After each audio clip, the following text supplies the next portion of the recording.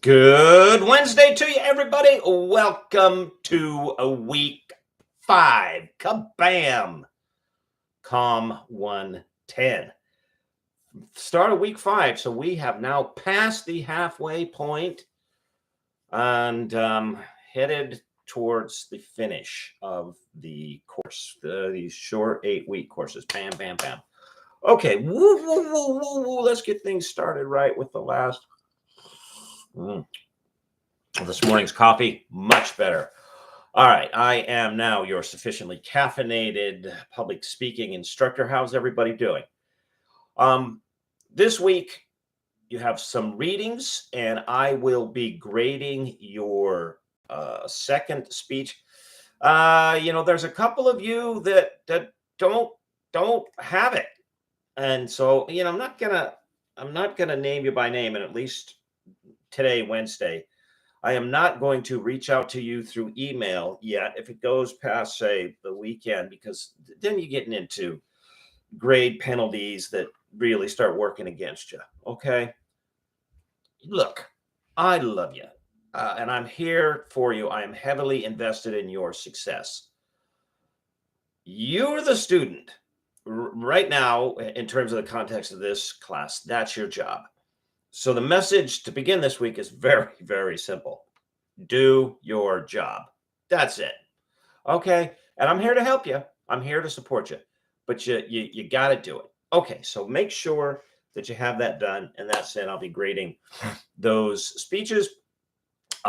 This week, we're going to shift and take a look at persuasion. Now, among speeches that you give or you learn or you should be conscientious of, and that's a key point.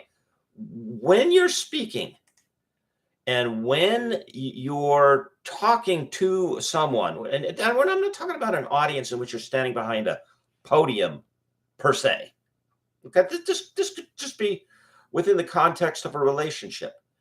Understand what it is that you're trying to do by way of speaking, and if that's just straight out communication and connectivity, great. Okay. Persuasion is perhaps the most important type of speech that you need to learn to give, because demonstration, yeah, you're explaining this is, last week you're explaining this is how this works and that's how that goes. But persuasion, this is the speech or the type of speech that you need to master in micro and macro form, that is in little form, one-on-one, and in large form. So to begin this week, I've got a reading for you from the Harvard Business Review. It's a short reading. It's called The Art of Persuasion Hasn't Changed in 2,000 Years. And in it, the author is going to take you through the structure of what used to be called in the Western world rhetoric, that is organizing your spoken thoughts in a manner that was logical and coherent. That's the heart of persuasion. Okay. And he's going to take you through the standard elements, rhetorical elements that used to be stock, just meat and potatoes of university: ethos, logos, pathos, metaphor. Okay. So what I do not, and you're going to construct a speech on this, but I do not expect that you construct a speech in which you say, and then the pathos is da da da da da. No, that's not the purpose of giving you this reading, in which those things are broken down for you. Those elements are discussed. Rather, for you to be aware of what the intentional elements of the speech are, especially in the case of persuasion, because you're going to need to persuade people to hire you, people to marry you, people to see things your way, to do things that they ought to do. And persuasive speech over the arc of a relationship, whether that's employment or personal, is much, much more effective than authoritarianism. And what I mean by that is, you're not going to authoritarian your way into a job. Duh. But if you're a parent, all right, you could resort to authoritarian your way into raising your children. You just do it or else. All right. Yes. Especially someone in which the power gradient's like this, and you're up here and they're way down here. That is child. Here's a little child and here's you. Okay. They'll do it. But by the way of them learning the rhyme and the reason, and then coming to understand the importance of doing it this way over the arc, it's much more effective. It's better for them and for you to use persuasion. Now, some of you might be saying, well, okay, well, you say that we need to learn how to persuade people because, they're going to hire us, they're going to marry us. That sort of sounds like manipulation, Dr. Gardner. Okay. Here's the difference between manipulation and effective communication, which is persuasion. In manipulation, you are interested in only what you're interested in. You are focused on the benefit for you, and you don't care about what happens to the reciprocal party, whether that's one person or a whole bunch of people. That's manipulation. Communication / persuasion is the situation in which you are concerned. It's okay to be concerned for your own good. All right.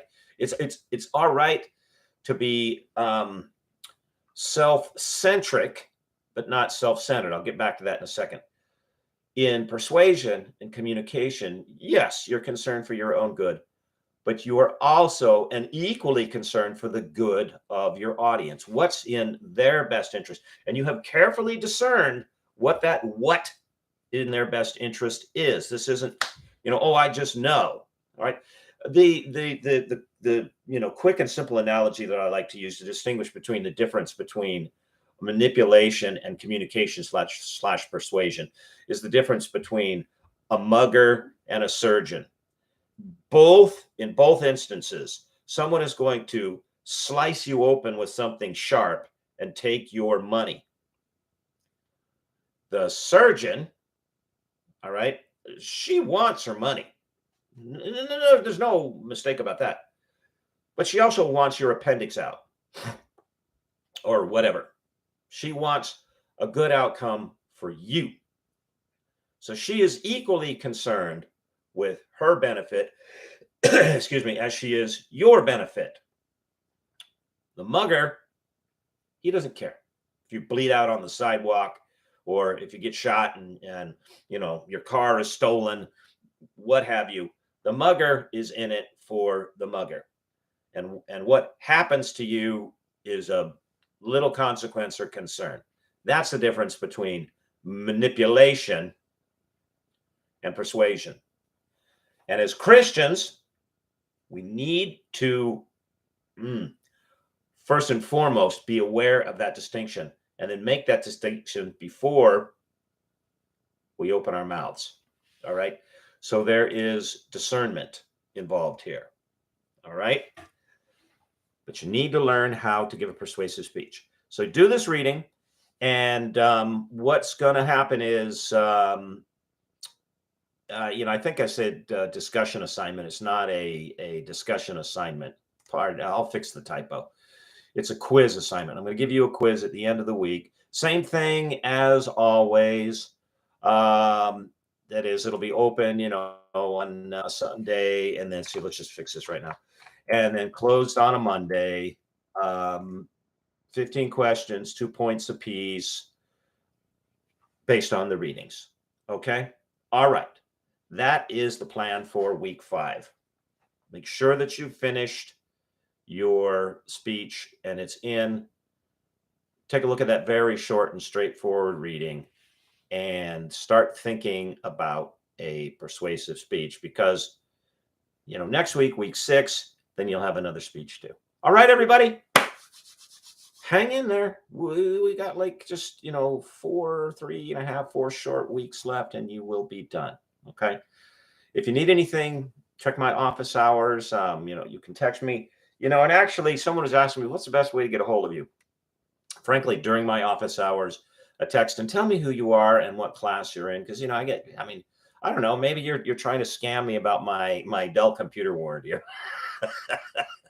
whatever. So give me your name and hey, this is so and so from Com 110, or just call me directly during my office hours. Don't call me outside of my office hours. Not that I don't want to hear from you, okay, but I'm just not likely to pick up the phone. All right, everybody. Thank you so very, very much. Have a wonderful weekend. As always, I will see you on Canvas. Bye-bye.